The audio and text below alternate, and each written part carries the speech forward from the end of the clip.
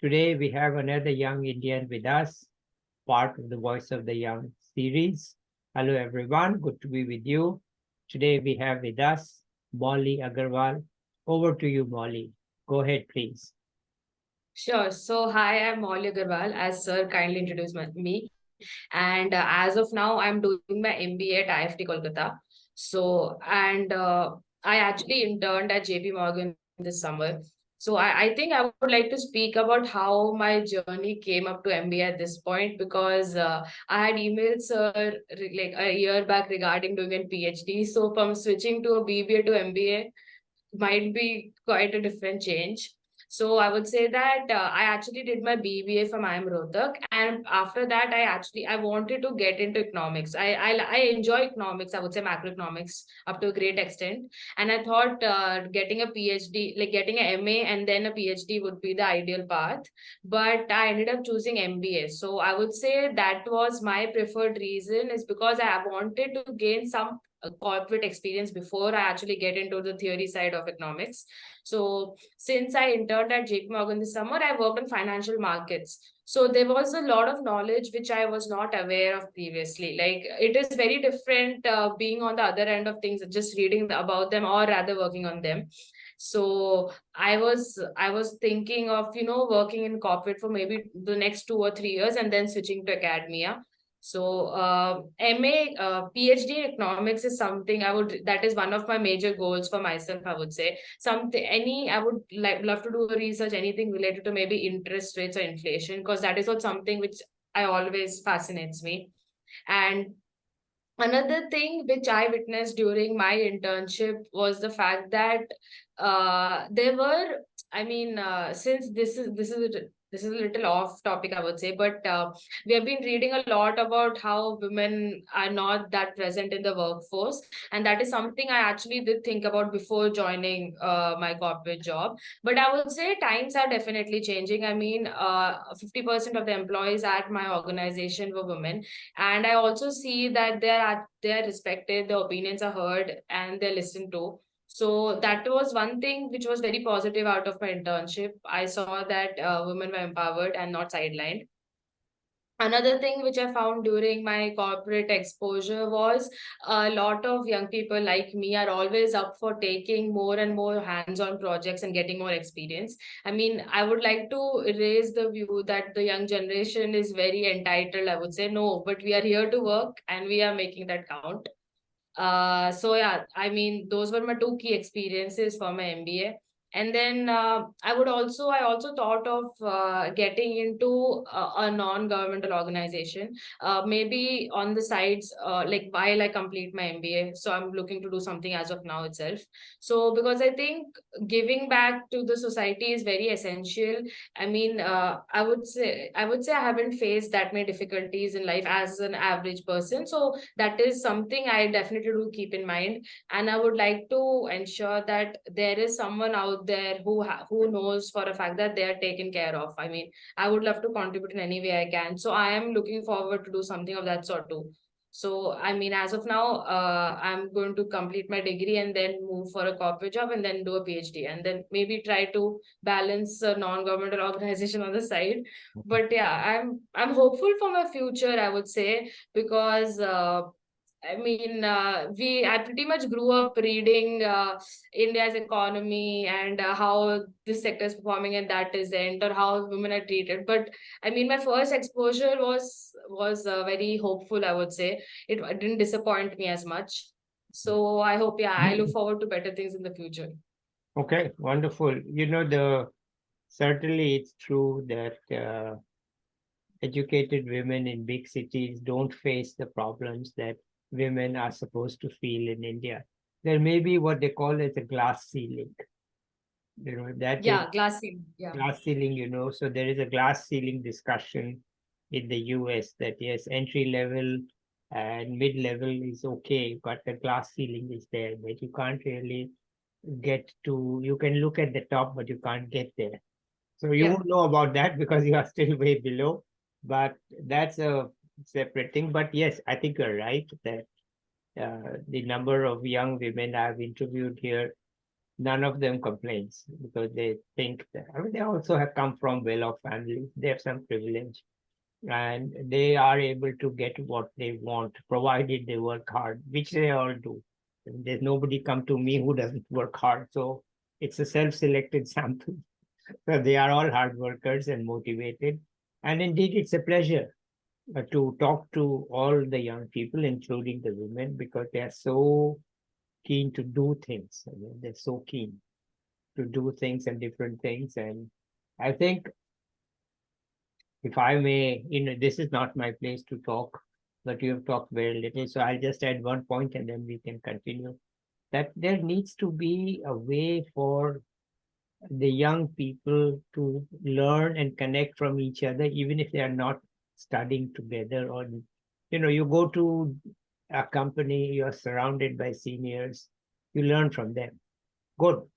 But there are other people like you in India whom I talk to who are saying similar things in broad sense. And there's no way for them to be connected to each other. There just isn't. And I'm hoping that this channel will be a way to connect them, and not only India, but also our neighboring countries, so that you get, if not learning, but at least knowing what others are doing.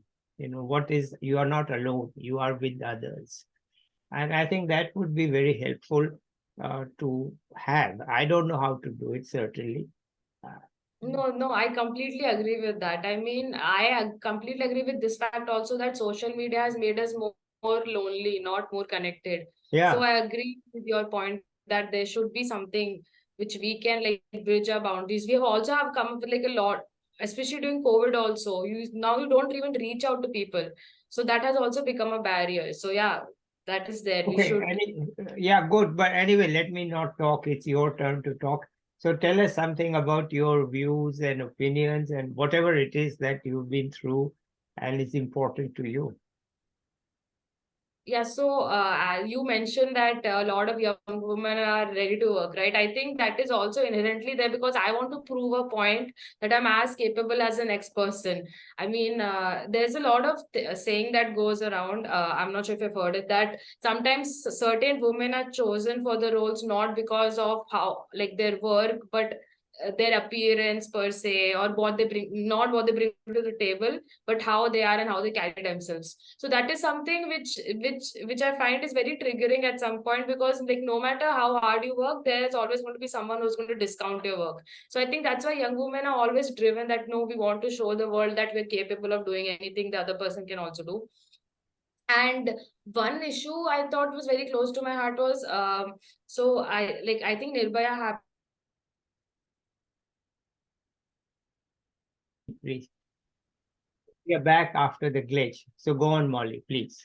Yeah. So I was telling that Nirbhaya happened in India in 2012, and I had a habit of reading newspapers since a pretty young age because of my dad. But whenever I used to read the newspaper, I saw that as each year progressed, the number of news I would see about sexual assault would increase, like the number of articles per se on the paper itself.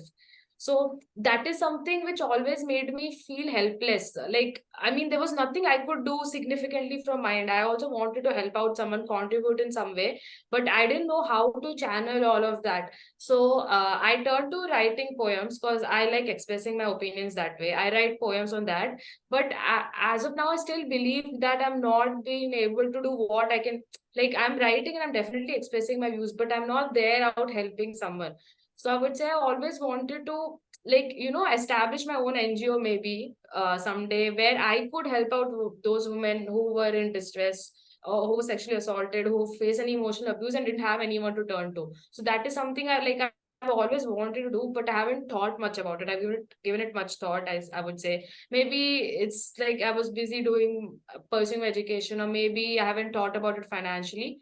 But yeah, that is something I would be very interested to work on. Well, I interviewed a fantastic woman. Her name is Pallavi Ghosh, and Okay. she is doing very good practical work. She is, I think, from LSR, from Delhi, some years back.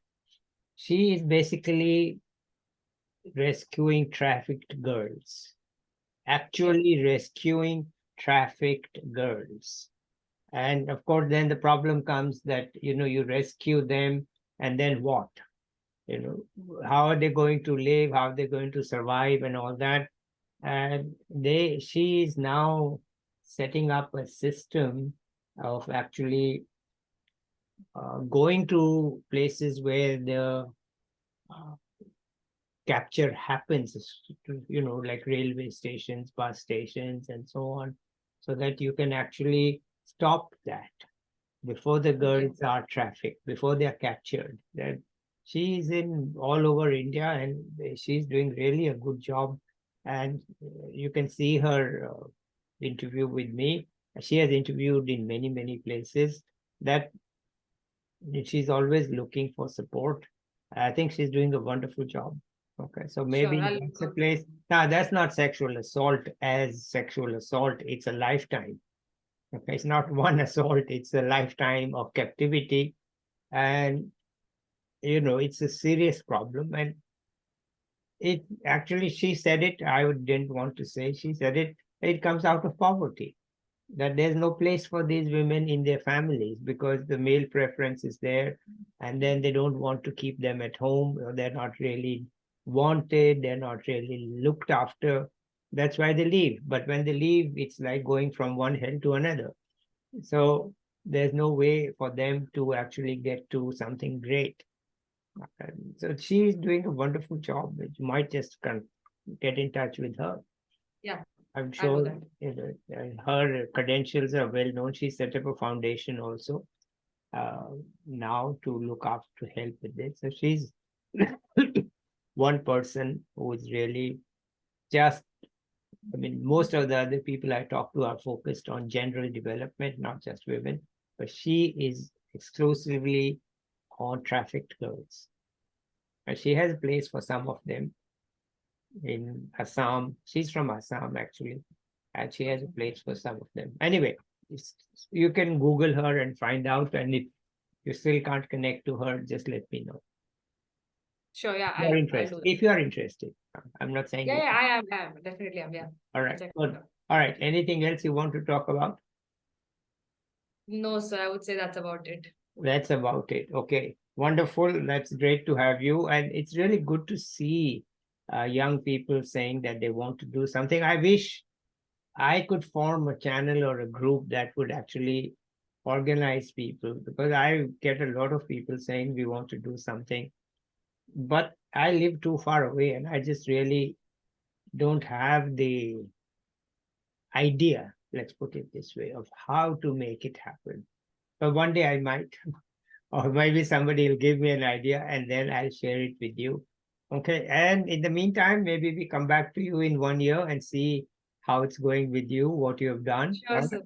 All right. Okay. Yeah, Then let's say bye to the viewers, and we'll have Molly back maybe if she's really got something new to say. All right. Till then, bye bye, everybody.